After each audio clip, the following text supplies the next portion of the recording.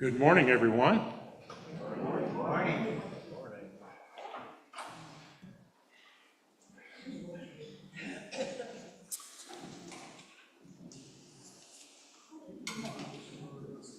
I don't have additional announcements this morning, except to draw your attention to the blue sheet that you should have been given on your way in. It is blue, isn't it?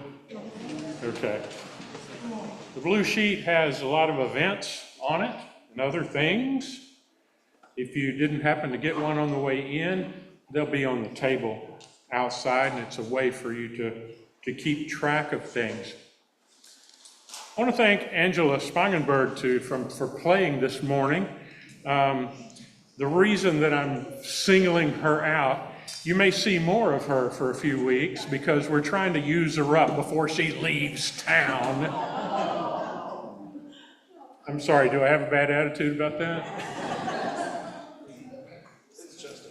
It's justified, that's right.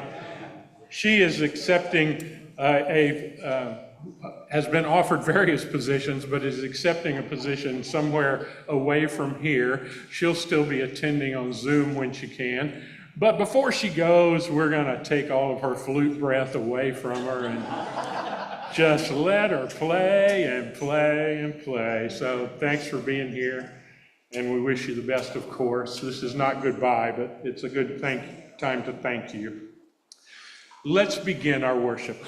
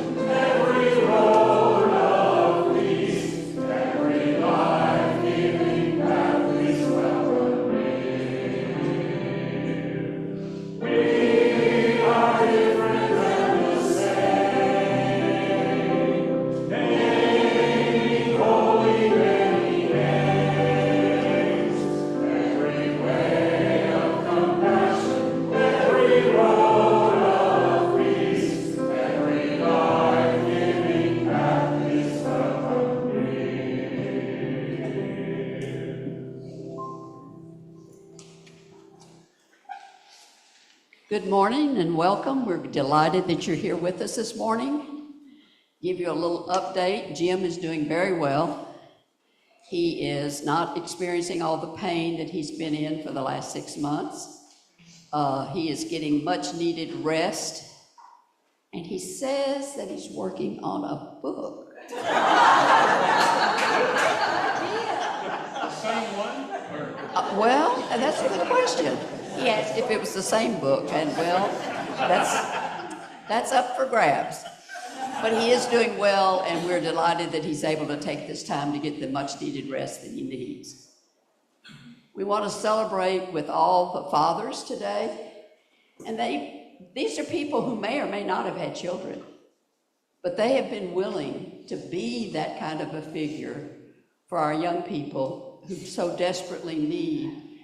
They say it, if a child has at least one adult who believes in them, they will do fine. So thank you to all the men who have done that for our youth in their own way, and we're grateful for that. We hope that you find this to be a very welcoming place, a very safe space. And we also hope that if for some reason you don't find it that way, that you will let us know, because we want to be that for everyone who comes through the doors. We also want to remember all our wonderful people on Zoom. Thank you for reminding me back there in our booth. Wave to remember the cameras in the back. So, And YouTube. and our YouTube folks. And if you are new to YouTube, we invite you to subscribe. It's the only subscription you'll make that doesn't cost anything. So thank you again for coming and joining us on this hot summer day. And we hope that you find this to be an oasis in a very desert-feeling world.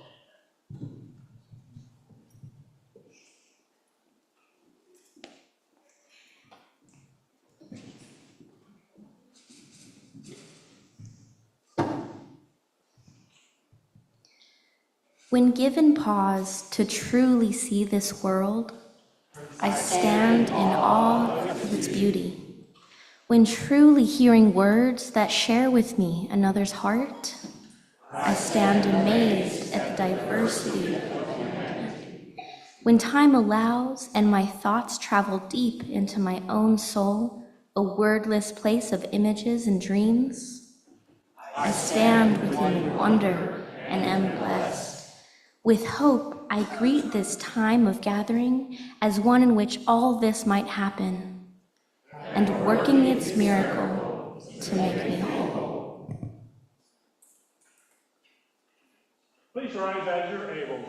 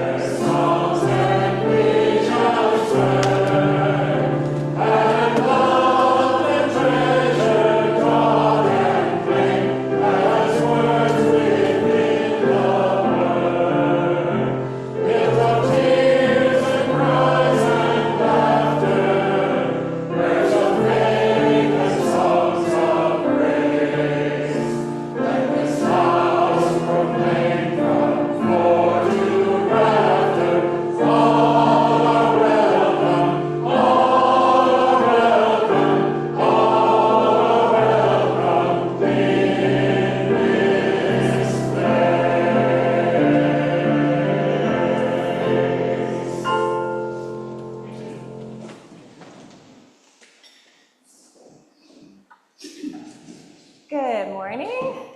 Good morning. Thank you. Good morning. Okay. Oh, get your energy flowing. I want to welcome the young and young at heart up for our puppet show. There's a few bags of food in the aisle for our food pantry. If you could help us bring that up here. And while they are coming up, I want to let you know that this coming Saturday, we are leaving on our youth mission trip for Denver. So can't wait to tell you about that when we get back.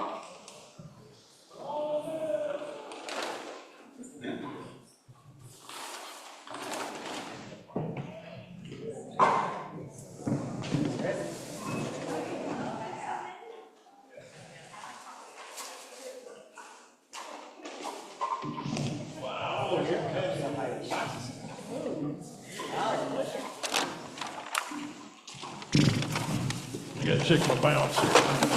That's marvelous.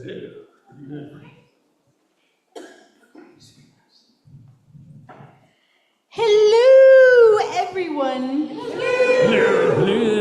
Good morning, Hortense. Say, I was thinking it'll be nice to have my little buddy, Mr. Monkey, back in a few weeks. Oh, yes, that will be nice. Yeah, it's 'cause, well, let's face it, sometimes Mr. Monkey is the lesson. Well, sometimes it may seem that way, Yeah, but you know how it goes. You say something that can be a lesson for folks that come down here. Mr. Monkey says something like, "That's stupid." And then you say something like, "No, Mr. Monkey," and say something wise and helpful. That's how it goes. Wow, Jack, those were good impressions. Oh, thanks. I work on them sometimes when I'm in my rabbit hole. But Anyway, it's not good for us to talk about our friend Mr. Monkey when he's not here. Oh, well, I guess you're right. I guess I wasn't being a very good example for the children here, was I? Well, Yeah. You know, it's hard being an example. Who can we talk about now? not who, but what. Oh, yeah, I get it now, yeah. Well, while Mr. Monkey is away, I thought I'd invite some new friends to be with us. But I decided to wait until Mr. Monkey is back so he can meet them too. New friends? Yes. You mean like new puppets? Well, I do know some puppets who might enjoy being a part of things. Oh, Hortense, I don't know about that. Oh, what do you mean? Well, I don't quite know how to say it, but why do we have to have new puppets? Why can't it just be us like always? Don't you think it might be fun to meet new friends? Well, I guess so, but being up here doing this, it's our thing, you know? Oh, I see. Yeah, it's like, we know each other and we don't really need anyone else. Oh, I'm sure we could get by, but Jack, here at St. Andrews, we like to be a community that is open to everyone. We like to invite new puppets and new people to join us here. We do? Of course! That's just one thing that a progressive community does. It welcomes everyone and tries to get others involved with our lives here. Well, yeah, but it's just not the same with new people. It's just not the same. Well, you're exactly right, Jack. But we don't want it to be the same. We want to grow and include other people and help other people feel the good feelings we have here. Don't you think it would be fun to share good feelings? I guess so. And the puppets that are new and the people that are new will fit in just fine if we help them. And then we'll be able to have more friends than ever. Have you checked with Mr. Monkey about this? No, I'm pretty sure this is something the church has already decided to be welcoming. Well, okay, but if he comes back and sees new puppets have taken his spot. Jack, new puppets won't take anyone's spot. In the same way, new people in the church don't replace others. They just join in. So our family will be bigger. Well, come to think of it, us rabbits do like big families. Okay, let's do it. I'm glad you agree. Well, let's close this lesson out, Hortense. I'm ready to get going with the inviting. Oh, that's so great, Jack. I'm glad you changed your mind. We can end by simply remember everyone to be as welcoming as they can, so everyone will feel at home. See all of you next time. See you next time. Bye. My young friends, Miss Sue and Miss Sarah, are going to be with you in chapel today. Have a great time.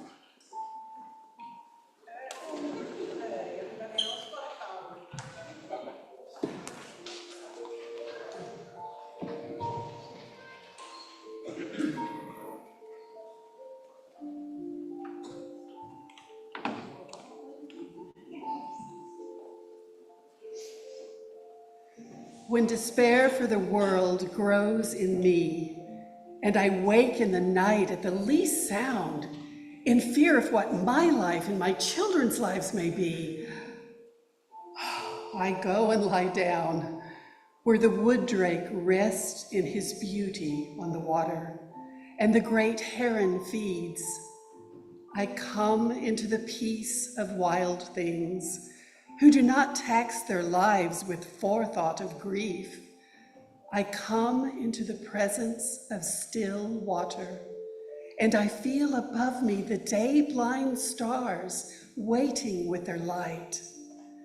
For a time, I rest in the grace of the world and am free.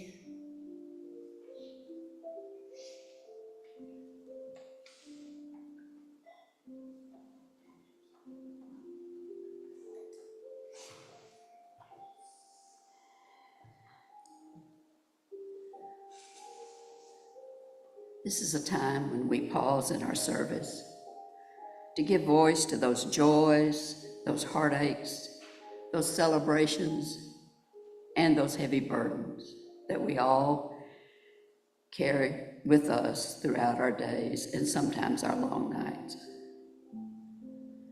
May we find here a sense of relief, at least for a moment, from the burdens we carry and a chance to celebrate the joys and wisdom we all experience together. May this be a safe space for us to just be. Our world is being impacted with such great divisiveness and mistrust. May we be a voice of calm and genuine acceptance of all our one human family. May we gently speak our truth at the same time that we lovingly embrace the differences of our many-faceted human family. In our own community, we lift up those who suffer from illnesses of the body, mind, or spirit. May they continue on their journey towards healing and wholeness with a newfound sense of peace and acceptance. We continue to lift up my grandson, Mike, as he continues his long journey of recovery from a work accident.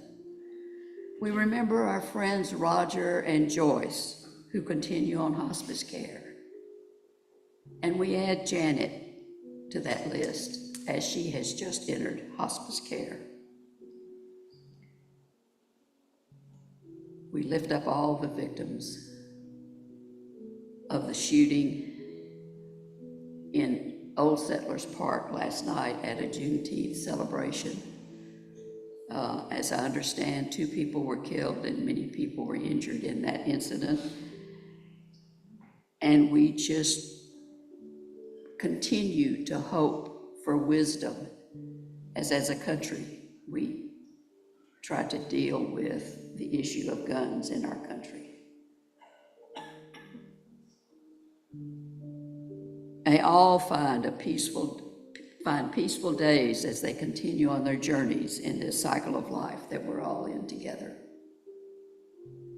We lift up all the good Samaritans throughout our world who willingly and graciously look to the needs of our hurting world.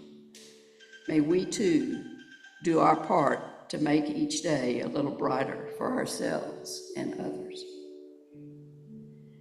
And as we begin a new week, may we remember that it is the blessing of the ordinary that awakens us to everything.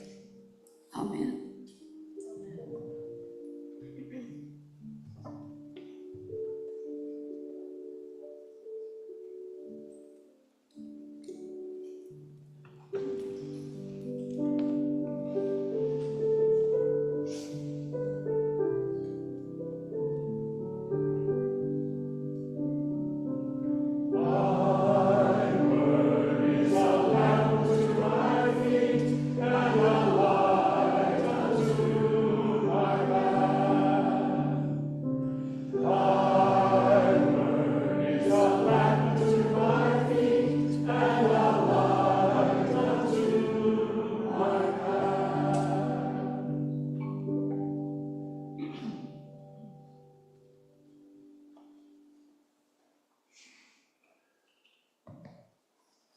Good morning. When I read this scripture, getting ready for today, I was a little confused about who Jesus was talking to, so I went back to the beginning of the chapter. It says, again, Jesus began to preach beside the lake, but such a huge crowd gathered around that he got into a boat, sat there, and while the crowd remained on the shore. So he's talking to this big group.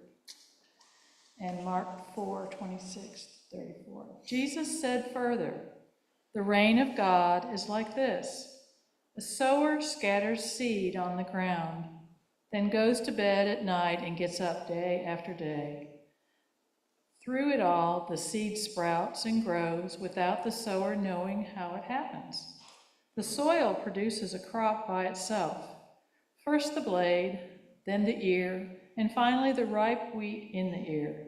When the crop is ready, the sower wields the sickle, for the time is ripe for harvest. Jesus went on to say, what comparison can we use for the reign of God? What image to help present it?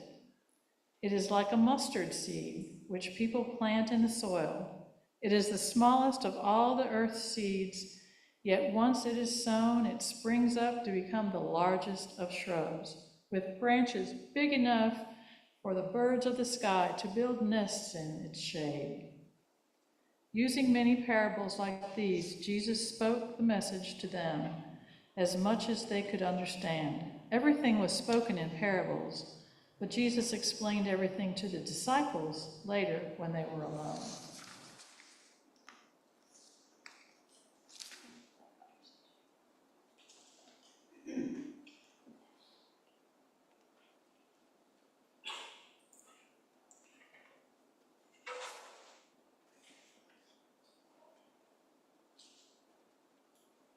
Good morning again. Thank you.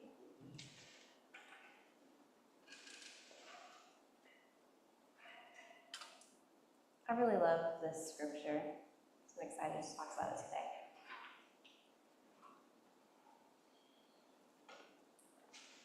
The prophet Molly Ivins once said, I dearly love the state of Texas, but I consider that a harmless perversion on my part and discuss it only with consenting adults.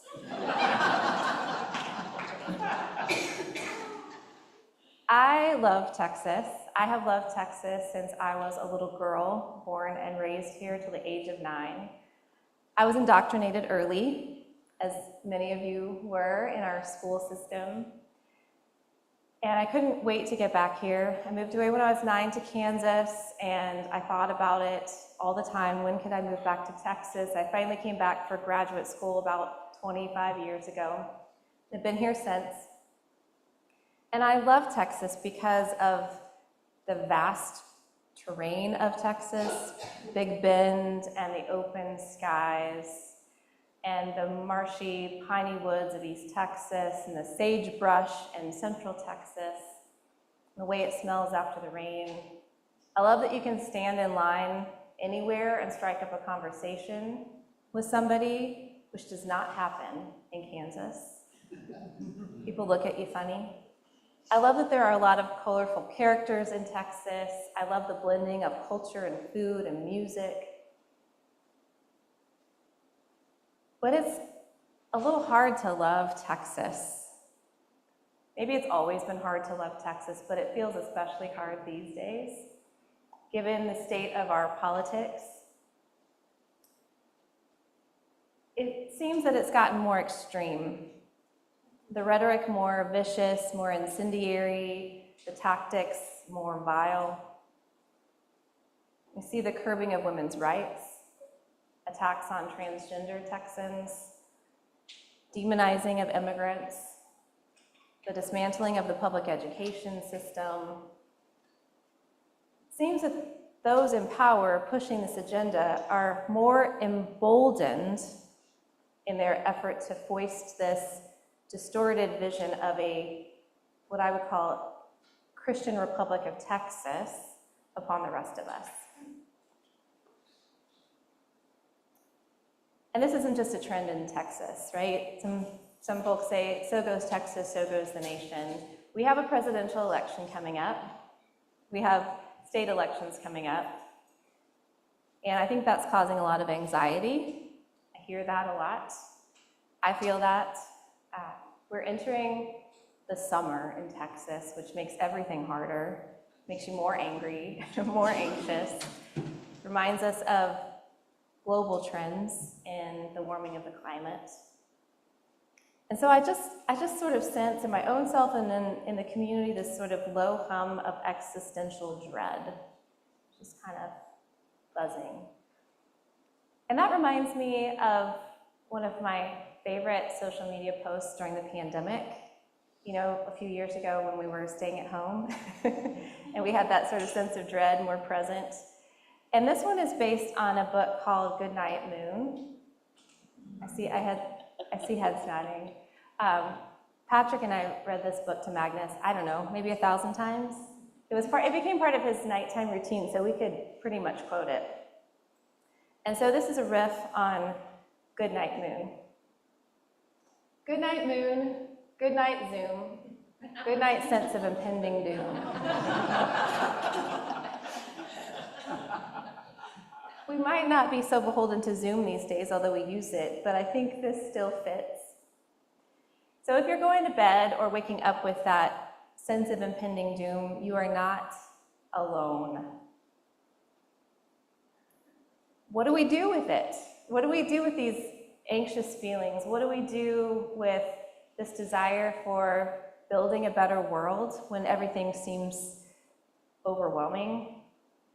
When it seems that we're not able to really affect that change? The thing is, I don't know within my own self exactly what we do, but I see wisdom in these parables that we read earlier. The first part of that is, there are parables in two parts. One is the parable of the sower, and one's the parable of the mustard seed, and they go together. But this first one, I'm going to read it again for you. The reign of God is as if someone would scatter seed on the ground, would sleep and rise night and day, and the seed would sprout and grow, they do not know how. The earth produces of itself first the stalk, then the head, then the full grain in the head. But when the grain is ripe, at once the sower goes out with their sickle, for the harvest has come. And I think this offers us some wisdom, some way forward, as we consider how to put more love into the world, more justice, more compassion, more equity, more light, how to counteract the cruelty that we see. Like scattering seeds, there are a multitude of actions that we can take and that we do take, everyday acts of care for one another, working in public office, voting, marching, advocating, giving money to causes, taking care and feeding people dinner, and making sure that they have clean clothes and showers. All of these good and necessary things. But do we wonder if it's doing anything, if it's enough? We want to see that transformation take place. We want the cruelty to stop, if nothing else. But we can't force it. We can't force the love to grow. We can't force the transformation to happen. In the parable, the sower scatters seed and then sleeps. Does that strike you as odd at all? Just sleeps, just rests, and goes about day to day, everyday actions. Do we feel like we can rest?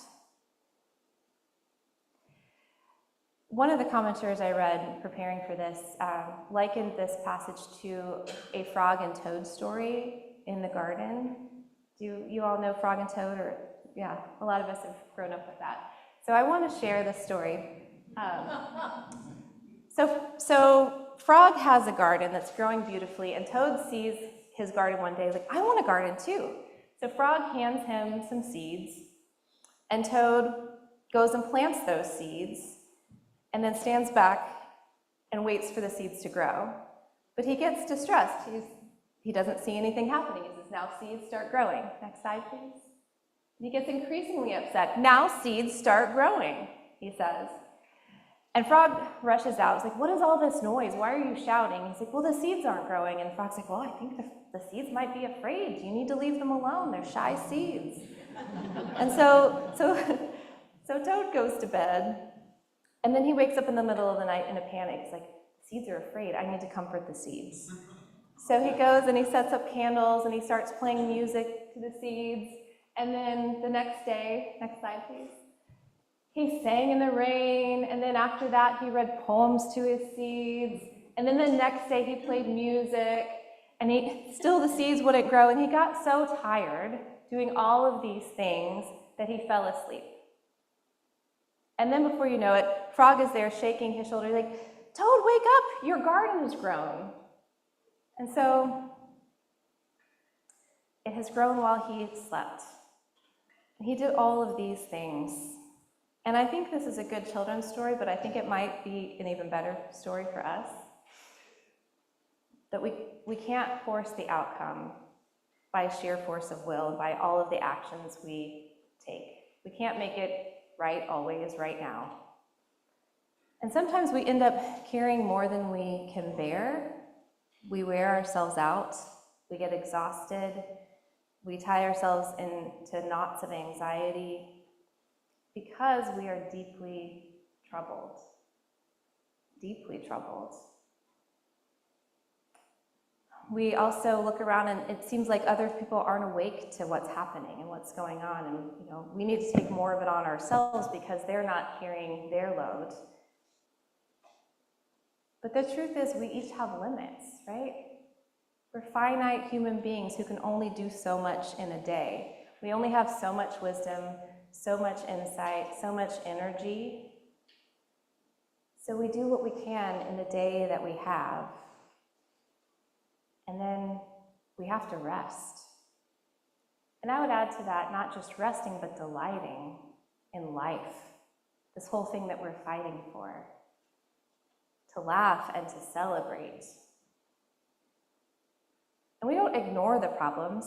Sometimes we numb out to them because we need a break, but we ultimately aren't here to ignore the problems. Numbing out isn't the way. We just need to know our limits, to kind of walk that middle path, which is really difficult, between staying awake and aware, doing what we can, and resting and celebrating when we need to.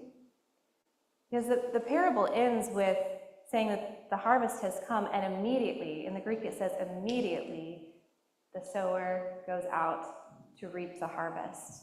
It's like being ready to act when the moment comes, when the moment's right. I recently ran into a colleague of mine who has worked in legislative advocacy for the last 2 decades. This really brilliant, really skilled lobbyist. And I had seen on social media that they were leaving the organization they were working for. And I just assumed that they were moving and that that's why they had resigned. But then I ran into them at a meeting and they're working for another agency. I was like, well, what's going on? I mean, you are that organization. And they shared with me, it's like, when I started working in this, we could work across the aisle in the legislature to get good bills passed. And then it became about killing bad bills. But now, I don't even think we can kill the bad bills. And it felt like an effort and futility for him. He had been doing this so long and working so hard and so many hours that he just needed to step away and rest and enjoy his family. Which does not mean that other people aren't still called to be in that fight in the middle of that. But I think there's a lot of wisdom, even if there's also a sadness there, kind of telling us the state of Texas politics. I think there's a lot of wisdom in knowing when you have to step away from something, because he's still doing good work, and I feel very confident that all of that skill, all of that experience and knowledge will be useful again when the moment is right.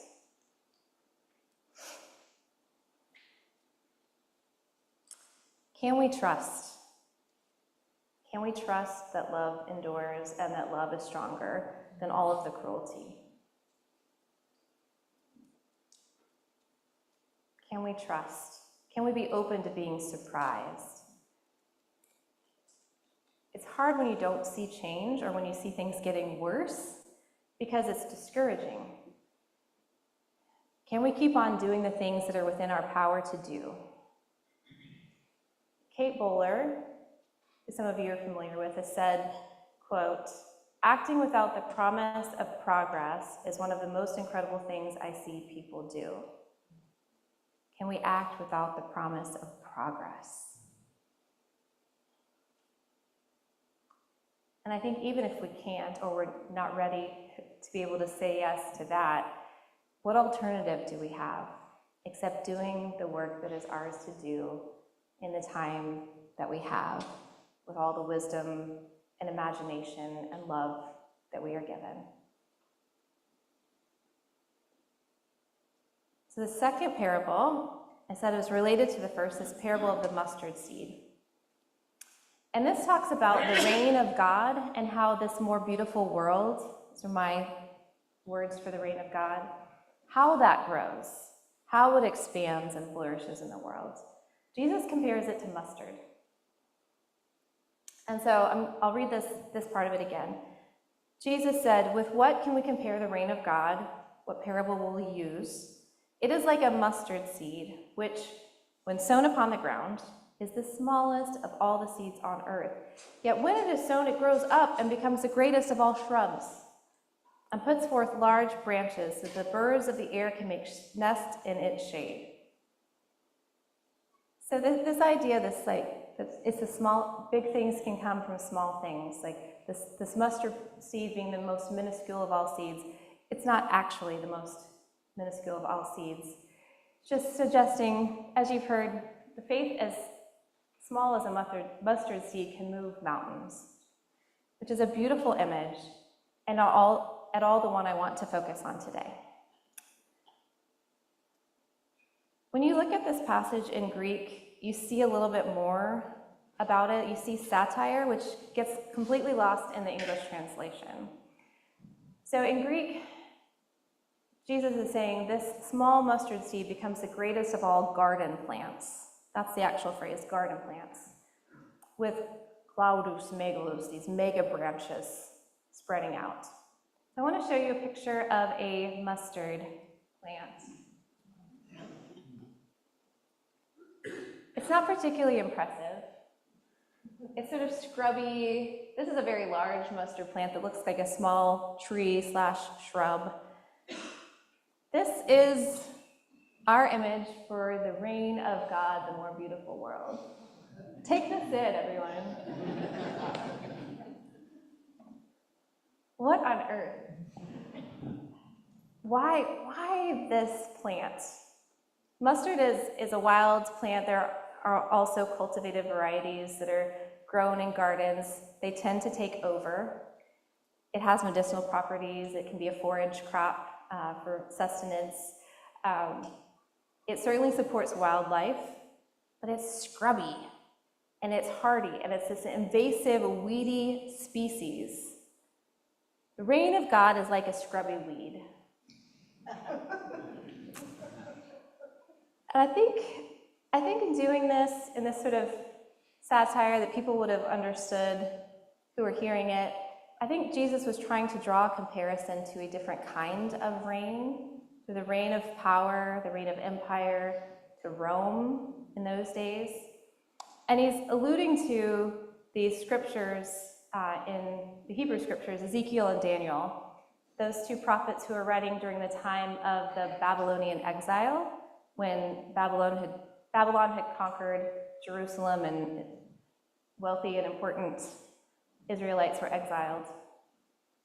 They described, both of them, Babylon as a mighty cedar tree, where the birds could nest in the branches and all the animals could take comfort in its shade. So very much the same words. They described Egypt formerly as a tall, majestic cedar. They longed for the time when Israel would be a tall, majestic cedar. And so this comparison between cedars and mustard bushes, I think what this is saying about empire as a cedar It is characterized by might and force and order and structure and efficiency. It's impressive. It's beautiful. It's powerful. And it draws very clear boundaries of who's in, who stands to benefit, and who is not, who is on the outside, who does not benefit. And that is a lot of people. But then in this reign of God, you have action that is more creeping, more invasive, that sort of takes over ground inch by inch, that grows in cracks and crevices and upsets garden bed plans. It's messy. The boundaries are unclear and more porous. There are these distinctions between who's in and who's out in this metaphor. So I think if we bring that to our time, to the Republic of Texas,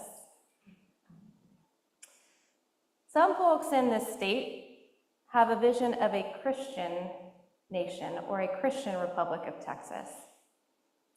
They work to try to put chaplains in schools. They are trying really hard to divert public school dollars to private schools. Many of them are Christian schools. They passed a bill to create curriculum, to have the Texas Education Agency create curriculum to take the burden off of teachers. And that curriculum, which is being reviewed right now, contains a lot of references to the biblical text, the Christian New Testament. And they are incentivizing, or will incentivize, school districts to adopt it by paying school districts $67 per child in a district that adopts this curriculum. When last session, they could have funded teachers and school districts with the huge surplus that they had. And school districts are struggling for money. These folks are brazen in forcing their vision of the world. They have a clear vision that extends beyond public education of who's in and who's out. Who's out? Immigrants, people of color, people who don't conform to binary gender identities, women who have the gall to want to make decisions about their own bodies. And they use their money and their power and fear tactics and intimidation to force this vision upon the rest of us, disregarding commonly held governing principles, curbing voting rights, disregarding people, disregarding dignity. And all of this is wedded with this sort of twisted, paternalistic version of Christianity. And I'm very well aware that I don't fit in this vision of the world. I am a female pastor standing here before you preaching about God. And in this vision of the world, I'm an aberration. A lot of us, most of us, all of us don't fit in this, right? The folks that have this vision are doing as the powerful have always done. This is the way of empire. But this is not the way of Jesus. The way of Jesus, it's strategic, it's a way of influence, but it doesn't fall prey to the use of coercion and fear tactics and intimidation and violence. Right? It's based in love. Love which is patient and kind and gentle and generous. Love that honors the dignity of each and every person and does not trample upon differences in religion or otherwise. And it's not weak. It is a gritty, scrubby, enduring kind of love. It seeks to love those who stand against it.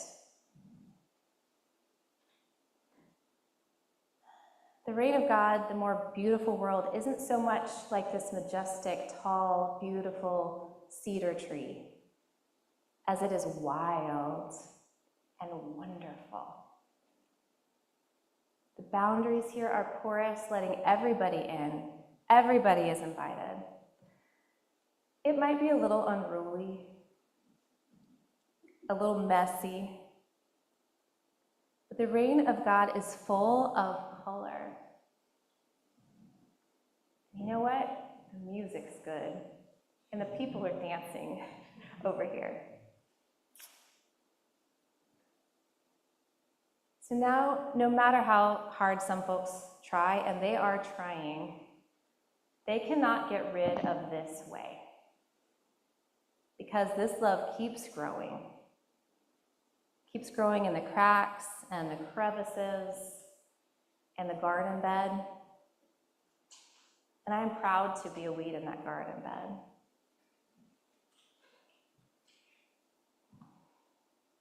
Anybody else want to be a weed? Okay. So, what do we do? What do we do with this sense of impending doom, this dread, this real heartache that we feel about all this cruelty? We have options, right? We can work ourselves to exhaustion. We can try to carry it all on our shoulders. We can also give in to the very strong temptation to fight fire with fire, to use those same methods of force and intimidation and fear and coercion. We can numb ourselves, or we can take each day as it comes and do what is our work to do to the best of our knowledge and wisdom and insight and the love that we have. Wherever we go, whomever we meet, we can sprinkle that wild, weedy love of God. When we rest, may that love grow into the greatest of all garden plants. I want to end like I began with the prophet Molly Ivins. And this is something she said at a commencement address she gave to Scripps College about 20 years ago. She says, "This leads me, having impressed you with the importance of raising hell, to my second piece of advice, which is, and I'm really serious about this, you must have fun. You must work at having fun. Let me tell you, you can't put it off. You've got to have fun while you're fighting to fix the world because, first of all, we don't always win. So it might get to be all the fun you'll ever have. And second of all, it's a better way to live. If you don't have fun while you're fighting to make a better world, what's going to happen is you're going to get tired and bitter and cynical. So just put fun on your list." I invite you now to your own reflections on these words.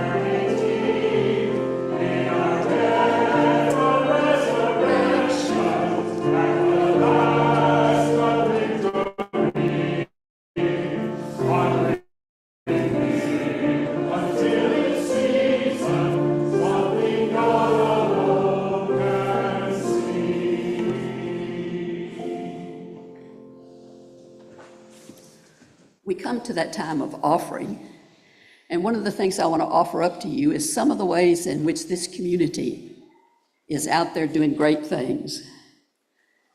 We have a group of folks that are half my age and younger that gather together in many different ways. They just had a wonderful gathering that some of us got a picture of.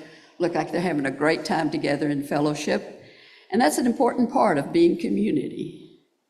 We also have folks who write letters and articles for newspapers, letters to our legislature, even though they know that those letters, for the most part, might just be ignored. But there may be one or two individuals that take the time to read them and learn some things about their position that doesn't fit with science, doesn't fit with reality. Yesterday and the day before, we had a presbytery meeting, and we actually had 6 elders all total that showed up at one time or another. We are asked to send 4 to presbytery meetings. For many of them, this was their first time at presbytery, and it was really a wonderful event, and we even have folks who now are wanting to get involved on a presbytery level, which is a great thing. And on any given day of the week, I promise you that you can see someone from this congregation up here doing something for the good of us all. And so we celebrate all of that in this time of offering. If the ushers would please come forward.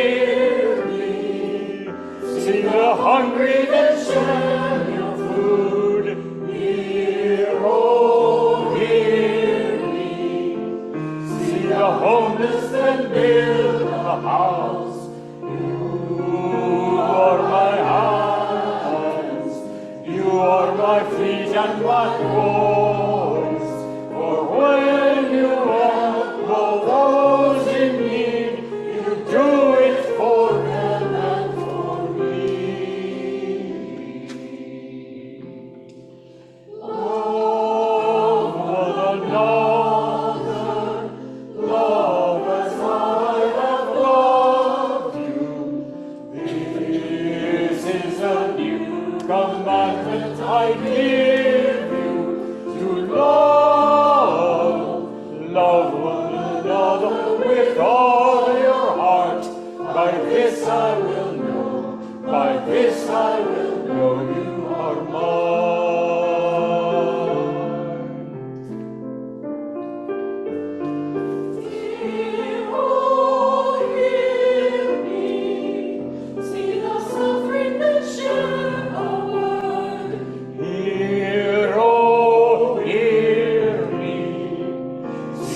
captives and set them free.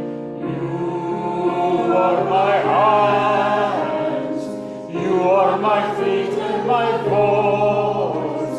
For when you help all those in need, you do it for them and for me. Love one another, love as I have loved you. This is the commandment I give you, to love one another with all your heart. By this I will know, by this I will know you are mine.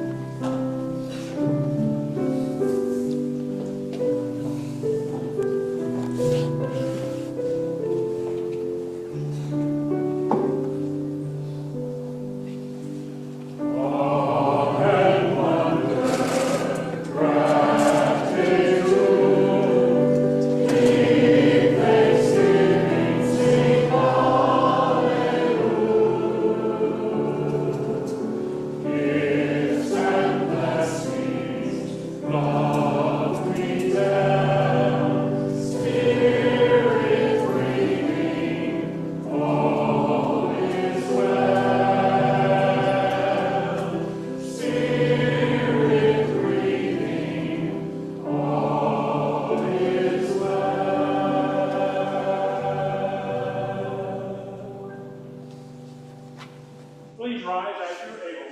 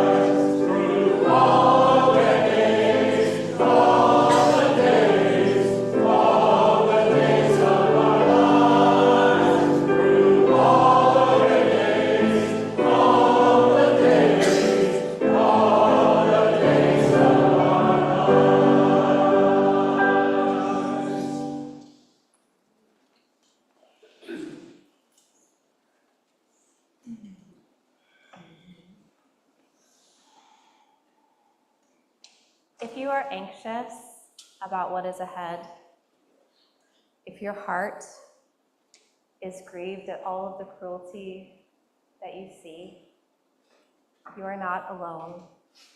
We are in this together. So go out with whomever you meet, wherever you go, and scatter that wild, weedy love of God, and then rest, and then laugh, and come back together again. Go in peace.